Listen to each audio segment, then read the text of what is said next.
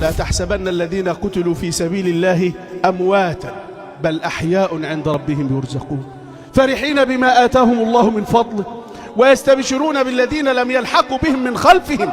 حتى ذكر النبي صلى الله عليه وسلم أن الصحابي الوحيد الذي ذكر الله تعالى أن الله كلمه كفاحا هكذا مواجهة بعد استشهاده كان في غزوة أحد.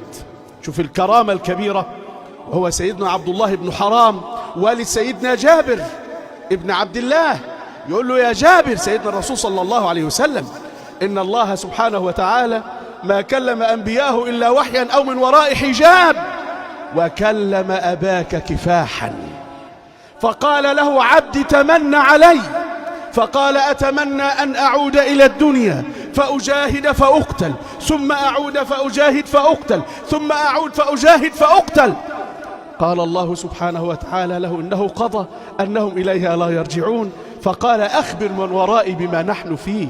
فأنزل الله الآية: ولا تحسبن الذين قتلوا في سبيل الله أمواتا بل أحياء عند ربهم يرزقون فرحين بما آتاهم الله من فضله ويستبشرون بالذين لم يلحقوا بهم من خلفهم ألا خوف عليهم ولا هم يحزنون يستبشرون بنعمة من الله وفضل وأن الله لا يضيع أجر المؤمنين الذين استجابوا لله والرسول من بعد ما أصابهم القرح للذين أحسنوا منهم واتقوا أجر عظيم.